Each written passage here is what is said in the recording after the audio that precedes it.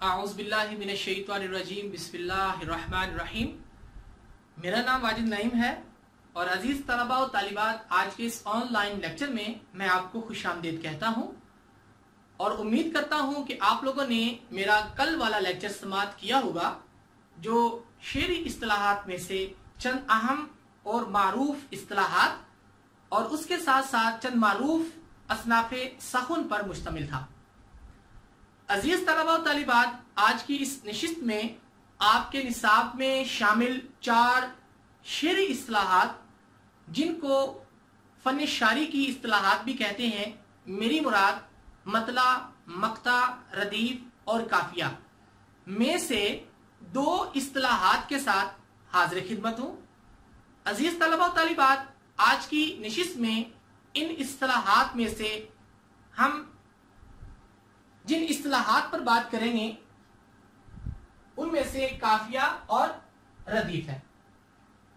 अजीज तलबा तालिबात, माना व मफहूम आपने गौर से समाअत करना है। बढ़ते हैं हम माना व मफहूम की तरफ। अजीज तलबा तालिबात, काफिया अरबी जुबान का लफ्ज है जो कि कफा यकफी से मुश्तक है। नीस इसके लुग़वी माना पीछे चलने वाला के हैं। शेरी इस्तिलाह में वो हम आवाज और हम वजन अल्फाज जो कसीदा और गजल के मतलों के दोनों मिसरों और बाकी शेरों के हर दूसरे मिसरे में रदीफ से पहले आए काफिया कहलाते हैं। अगली बात गौर से सुननी है और उसको आपने ज़हन नशीं भी रखना है। अजीज तलबा तालिबात, उर्दू शायरी में काफिया इंतहाई अहम होता है। अगर गजल में रदीफ मौजूद ना हो तो काफिया मिसरा के आखिर में होता है। यूं समझ लीजिए अजीज तलबा और तालिबात, बाज़ औक़ात नज़म, गजल और कसीदा इसमें रदीफ का इस्तेमाल नहीं किया जाता, लेकिन काफिये का इस्तेमाल किया जी जरूरी होता है और नज़म, गजल और कसीदा में काफिये का इस्तेमाल किया जाता है। तो इस सूरत में अजीज तलबा और तालिबात, काफिया जो है वो मिसरा के आखिर में मौजूद होगा।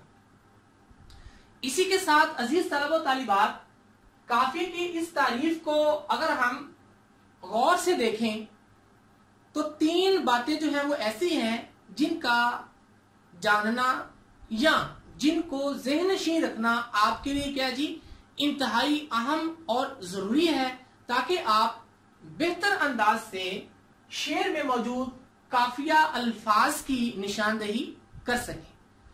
तो अजीज तलबा और तालिबात, आपके लिए मैं उन 2 से 3 बातों को यहां पर दोहरा रहा हूं।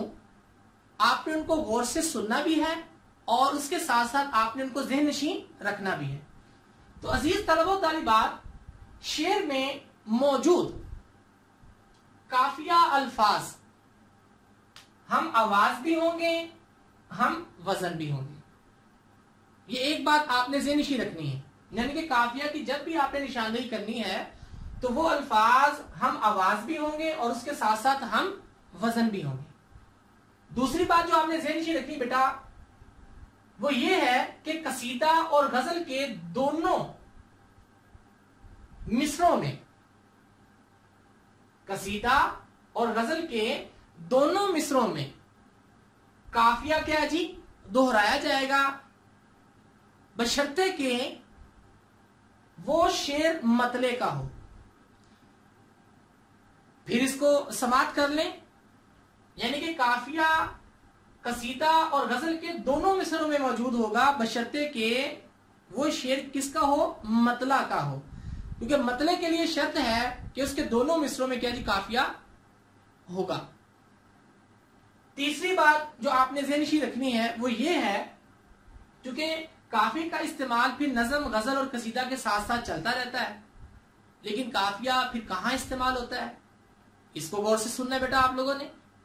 यानी कि बाकी शेरों के हर दूसरे मिसरे में काफिया क्या है जी दोहराया जाएगा।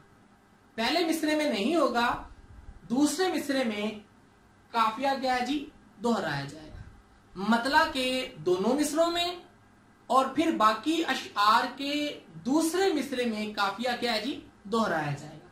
मैं उम्मीद करता हूं बेटा कि आपने इन 3 बातों को जो है वो गौर से सुना होगा। अब बढ़ते हैं बेटा हम मिसालों की तरफ। तो मिसालों में काफिया का इस्तेमाल कहाँ होता है, कैसे होता है, वो कौन कौन से अल्फाज हैं जो बतौर काफिया इस्तेमाल होते हैं, ताकि हम इन मिसालों के जरिए से बेहतर अंदाज से काफिये की निशानदेही कर सकें। तो गौर से समाप्त कीजिए बेटा। पहली मिसाल मैंने यहाँ पर लिखी है, फिरे राह से वो यहाँ आते आते, अजल मर रही तू कहाँ आते आते। तो बेटा ये मैंने एक गजल का शेर लिखा है और गजल का पहला शेर लिखा है जिसके दोनों मिसरों में काफिया क्या है जी, मौजूद है। तो मैंने ये कहा था कि गजल के दोनों मिसरों में अगर काफिया मौजूद हो तो वो क्या होता है हमारे पास, मतला। तो बेटा ये गजल का मैंने यहाँ एक मतला लिखा है जिसके दोनों मिसरों में क्या है जी, हमारे पास काफिया अल्फाज मौजूद हैं। और इसके लिए मैंने कहा था जो बात आपने ज़हन-नशी रखनी है वो ये है कि वो हम आवाज और हम वजन होंगे, यानी कि जो अल्फाज बतौर काफिया इस्तेमाल किए जा रहे हैं वो हम आवाज होंगे और उसके साथ साथ हम वजन होंगे। तो अब इस शेर में अगर हम गौर करें तो हमारे पास जो हम आवाज और हम वजन अल्फाज हैं वो यहाँ और कहाँ हैं, जिसको मैंने अलग से भी जो है वो दर्ज किया हुआ है। आपने बाखूबी इनको देख लिया होगा। यहाँ और कहाँ हम आवाज और हम वजन अल्फाज हैं इस शेर में जो काफिया के तौर पर जो है वो इस्तेमाल किए गए हैं। तो इसी के साथ बढ़ते हैं बेटा हम दूसरी मिसाल की तरफ। तो दूसरी मिसाल का मैंने आपको बताया था, क्योंकि काफिया जो है मैंने कहा था गजल नज़म कसीदा के साथ साथ चलता रहेगा लेकिन हर शेर के दूसरे मिसरे में। तो यहाँ पर एक मिसाल मैंने लिखी है जिसमें काफिया शेर के दूसरे मिसरे में क्या जी, दोहराया गया है, पहले मिसरे में मौजूद नहीं है। मिसाल को जरा गौर से सुनिएगा। इसी गजल का मैंने शेर यहाँ पर लिखा है, ना जाना कि दुनिया से जाता है कोई, बहुत देर की मेहरबान आते आते। अब बेटा इस शेर में अगर हम देखें तो पहले मिसरे में हमारे पास क्या है जी, काफिया मौजूद नहीं है। दूसरे मिसरे में अगर हम गौर करें तो दूसरे मिसरे में साबका मिसाल को मद्देनजर रखते हुए जो हम आवाज और हम वजन अल्फाज के ऊपर इस शेर में से जो लफ्ज आ रहा है वो हमारे पास क्या है जी, मेहरबान है, जिसको मैंने अलग करके भी जो यहाँ लिख दिया है। तो ये वो लफ्ज है जो हम आवाज भी है, हम वजन भी है। तो इस वजह से इसको हम क्या कहेंगे जी, काफिया। यानी कि पहले शेर के दोनों मिसरों में और दूसरे शेर के दूसरे मिसरे में हम आवाज और हम वजन अल्फाज जो दोहराए जाते हैं उनको हम क्या कहते हैं बेटा, काफिया।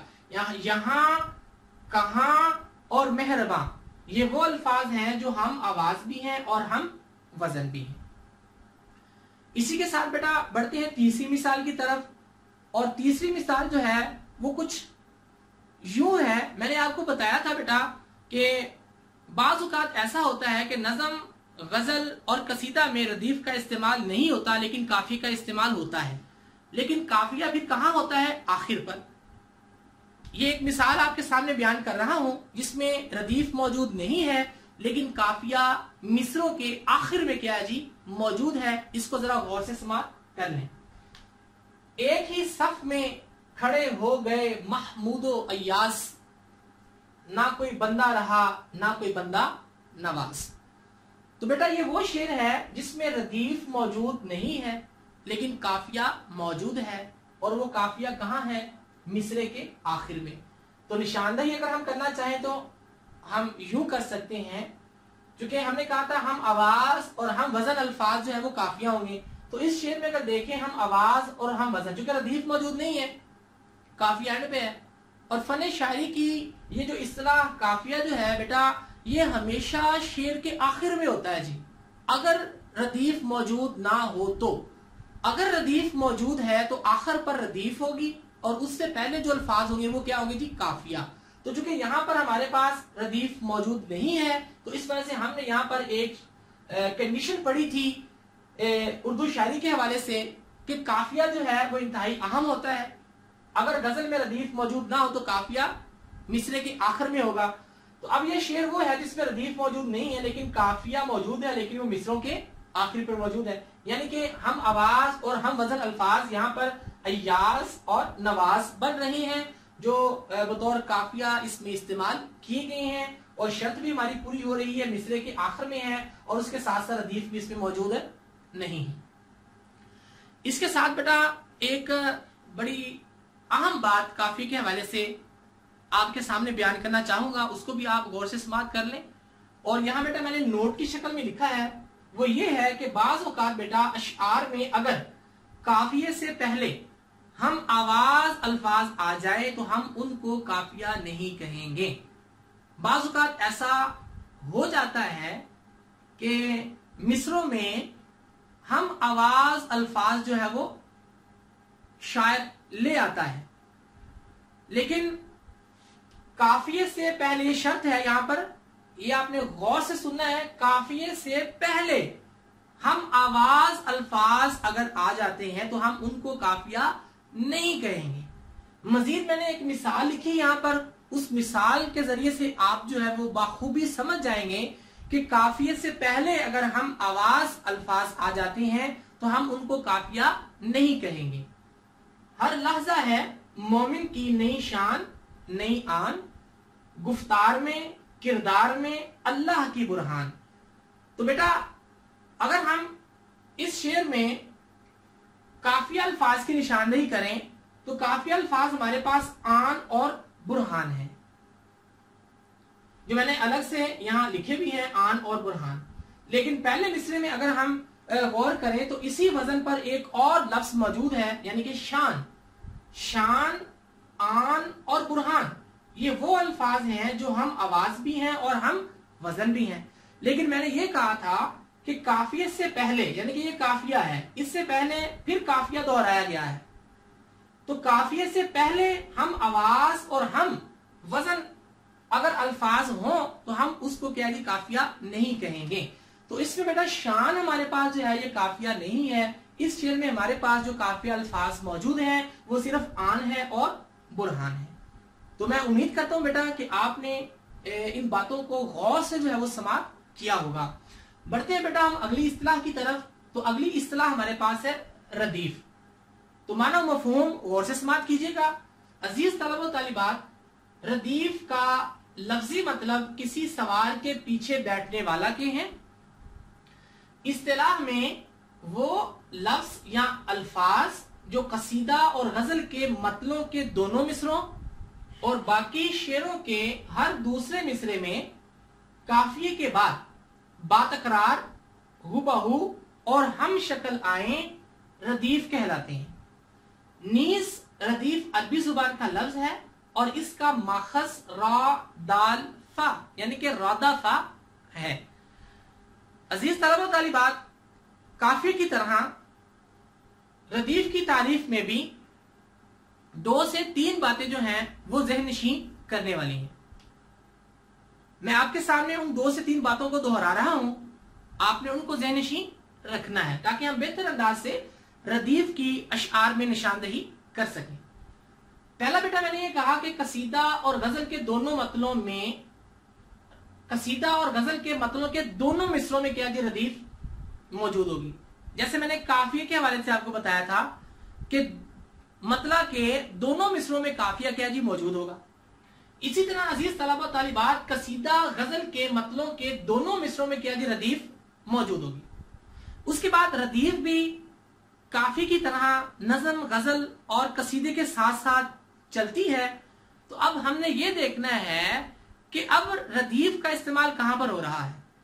जैसे मैंने बेटा काफी का आपको बताया था कि हर शेर के दूसरे मिसरे में काफिया होगा, इसी तरह बेटा हर शेर के दूसरे मिसरे में रदीफ दोहराई जाएगी, यानी कि बाकी शेरों के दूसरे मिसरे में क्या जी रदीफ मौजूद होगी। और तीसरी बात जो आपने ज़हन रखनी है वो ये है कि शायरी में जो अल्फाज बतौर रदीफ इस्तेमाल किए जाएंगे वो बातकरार भी होंगे, हुबहू भी होंगे और हम शक्ल भी होंगे। तो ये बेटा 3 बातें आपने रदीफ के हवाले से ज़हननशीं रखनी है।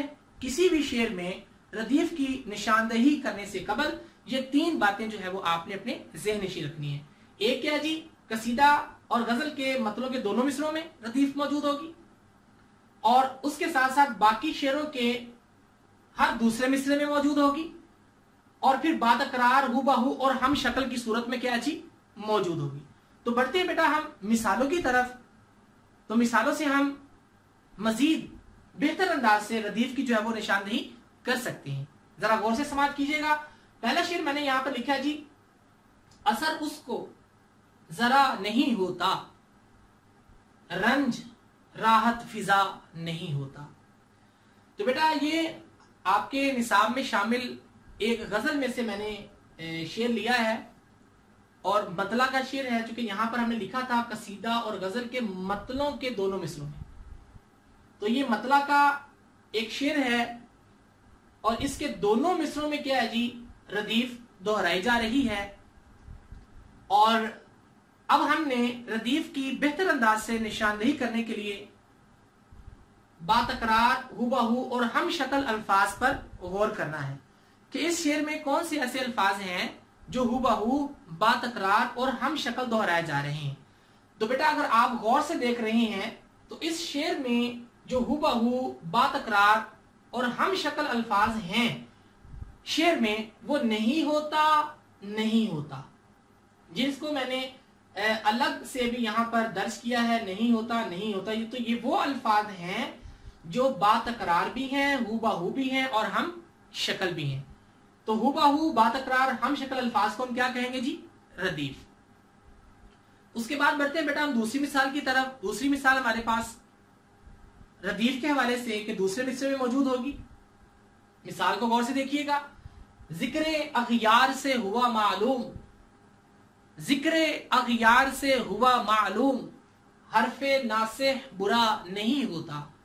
तो बेटा अब पहले मिसरे में गौर करें तो हमारे पास रदीफ मौजूद नहीं है।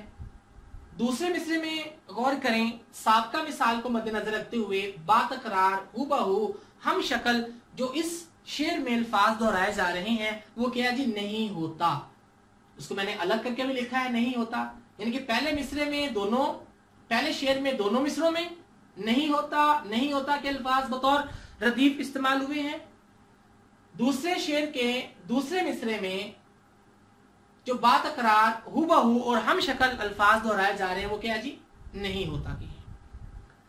इसके साथ अजीज तलबा तालिबात रदीफ के हवाले से भी दो तीन बातें जो अहम हैं और जिनका जानना आपके लिए जरूरी है वो आपके सामने बयान करना चाहूंगा। आपने इन बातों को भी जो है वो गौर से सुनना है। अजीज तलबा तालिबात, सबसे पहली बात रदीफ के हवाले से वो ये है कि रदीफ कभी एक लफ्ज, कभी एक से ज्यादा अल्फाज और कभी काफिया के साथ मिलकर पूरे मिसरे को मोहित होती है। यानी यूं समझ लीजिए अजीज तलबा तालिबात कि बाज अशआर आपको ऐसे मिलेंगे जो रदीफ पर मुश्तमिल होंगे, यानी कि कभी एक लफ्ज पर मुश्तमिल रदीफ का तस्करा होगा, कभी दो अल्फाज पर मुश्तमिल, कभी तीन अल्फाज पर, कभी चार अल्फाज पर, कभी पांच अल्फाज पर, कभी छह अल्फाज पर, कभी सात अल्फाज पर। यानी कि एक लफ्ज से लेकर सात अल्फाज तक अशआर में रदीफ क्या है जी मौजूद होती है। जैसे आप गौर करें, जो पहली दो मिसालें मैंने आपको समझाई हैं तो उनमें दो अल्फाज बतौर क्या जी रदीफ इस्तेमाल हुए हैं, नहीं होता नहीं होता, ये दो अल्फाज हैं जो रदीफ है। हसरत मोहानी का एक शेर मैं आपको यहां पर सुनाना चाहूंगा जिसमें हसरत मोहानी ने तीन अल्फाज पर मुश्तमिल रदीफ का तस्करा किया है। आप फरमाते हैं जी, बुलाता लाख हूं लेकिन बराबर याद आते हैं, इलाही तरके उल्फत पर वो क्यों कर याद आते हैं। तो अब बेटा ये वो शेर है जिसमें तीन अल्फाज पर मुश्तमिल जो है वो रदीफ इस्तेमाल की गई है। याद आते हैं, इलाही तरके उल्फत पर वो क्यों कर याद आते हैं। पहले मिसरे में भी याद आते हैं, दूसरे मिसरे में भी क्या याद आते हैं, तो तीन अल्फाज पर मुश्तमिल है, ये दो अल्फाज पर मुश्तमिल थी। अब चूंकि मैंने कहा एक से लेकर सात अल्फाज पर मुश्तमिल होती है, तो ये वो मिसाल है आपके सामने, ख्वाजा मीर दर्द का एक शेर बतौर मिसाल यहां समझा रहा हूं आपको, कि जिसमें 7 अल्फाज जो है बतौर रदीफ इस्तेमाल किए गए। जरा गौर से स्मार्ट कीजिए बेटा। ए दर्द बहुत तूने सताया हमको, बेदर्द बहुत तूने सताया हमको। अब बेटा अगर इनको गिना जाए तो ये 7 अल्फाज बनते हैं पहले मिसरे में और 7 अल्फाज बनते हैं दूसरे मिसरे में, जो बतौर रदीफ के अजी इस्तेमाल किए गए हैं। मैं उम्मीद करता हूं कि आपने मेरी इस बात को बड़ी तवज्जो से जो है वो सुना होगा और इसको साथ समझा भी होगा। दूसरी बात बेटा रदीफ के हवाले से है, रदीफ ईरानी शुआरा की इजाद है। तीसरी बात बेटा बड़ी अहम है, इसको भी जरा गौर से सुना आपने। नज़म, गजल और कसीदा में रदीफ का होना जरूरी नहीं है, लेकिन काफिये का होना क्या है जी, जरूरी है। काफिये में भी मैंने इस चीज का तज़किरा किया था कि बाज़ औक़ात नज़म, गजल और कसीदा में रदीफ इस्तेमाल नहीं होती, लेकिन काफिया जो है वो इस्तेमाल होता है। तो अजीज तलबा तालिबात, ऐसी गजल, ऐसा कसीदा या ऐसी नज़म जिसमें रदीफ का इस्तेमाल ना हो, उसको बाकायदा किसी नाम से पुकारा जाता है। और वह नाम कौन सा है, इसको जरा सुन लीजिए। रदीफ ना होने की सूरत में नज़म और गजल गैर मुरद्दफ नज़म और गैर मुरद्दफ गजल कहलाएगी।